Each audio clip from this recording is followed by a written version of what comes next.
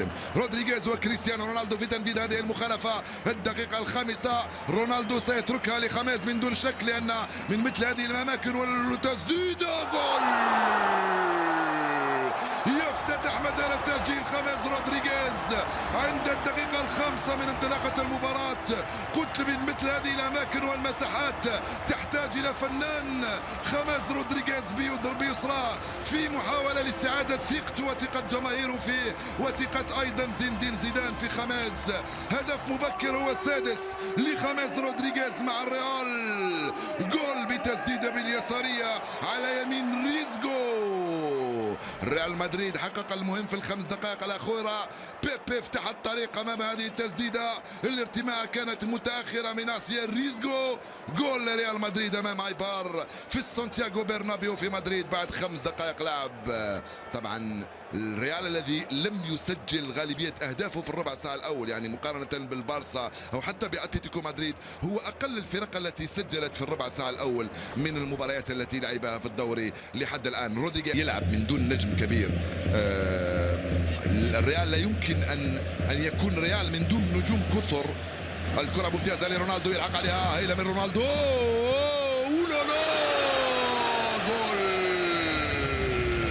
جول ثاني من خيسي هذه المرة. رونالدو في التمرير وخيسي في التهديف. هدفه الخامس هذا الموسم. التوغل من كريستيانو، المراوغة ثم التمرير. لاحق خيسي امام انظار خوزي لويس مانديليبار. وتسجيل هدف ثاني عفوا هو لوكاس فاسكيز الذي سجل الهدف الثاني لفريق ريال مدريد وهدفه الثاني له هذا الموسم بعد هذه الانطلاقة من كريستيانو رونالدو. في الخلف لاحق عليه لوكاس فاسكيز. التمريرة ممتازة من رونالدو للوكاس وجول ثاني ريال مدريد.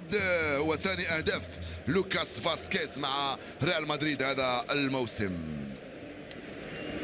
هدفان مقابل 0 بعد 18 دقيقة لعب منذ انطلاقة الشوط الأول من هذه المباراة. طبعا الريال بصدد التحقيق المهم وهو تسجيل هدفين في ظرف 20 دقيقة الأولى من عمر المباراة، ثم الأهم هو الفوز بهذه الثالثة فقط مع فريق ريال مدريد.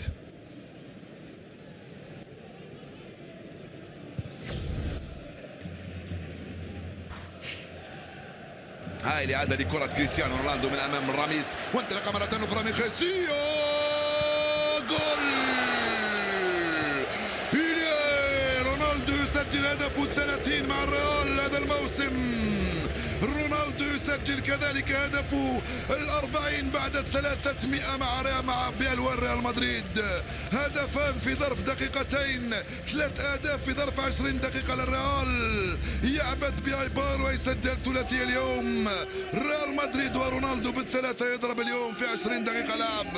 كرة خلف المدافعين ممتازة والانطلاقة من هناك. خيسي يمرر لرونالدو، يستلم وينتظر ثم يحطها في الجهة اليمنى. 3 أهداف سجلت من الجهة اليمنى للحارس ريزغو. ريال مدريد 3 ايبار 0. رونالدو يقفل الرقم 30 في عدد اهدافه في الدوري الاسباني لهذا الموسم مع فريق ريال مدريد، وهو الهدف الثالث والأربعين في 41 مباراة في كل المنافسات بين دوري الابطال وكاس الملك والدوري الاسباني. 3-0. طبعا حتى في تدوير اللاعبين سواء في عهد مورينيو ورونالدو. الكرة من هناك على الجهة اليسرى من الخط الأمامي لفريق الريال، تلعب ثنائية مع خاميز رودريغيز. انطلق خيسي، البحث عن رونالدو، انطلق خلف المدافعين من هناك على الجهة اليسرى. خيسي وكريستيانو دخل رونالدو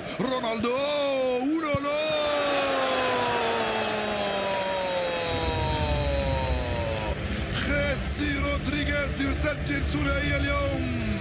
كرة على طبق من كريستيانو رونالدو. 6 أهداف خيسي، 4 أهداف الريال من هجمات معاكسة. ال4 أهداف كلها سجلت بنفس الكيفية والطريقة. اللعب المباشر والسريع والهجمات المعاكسة. دفاع ايبار في خبر كان يخطئ ويضيع كرات يستثمر فيها الريال. ينطلق كريستيانو من جهة وينطلق لوكاس فاسكيز من جهة ثانية وينطلق خيسي وحتى خاميز رودريغيز. رونالدو توغل داخل منطقة العمليات. لوكاس فاسكيز راح للقائم الأول، خلى المجال لخيسي في القائم الثاني. على طبق استلم، حطها بيمناه بوجه رجله اليمنى في شباك مرمى الحارس ريزغو.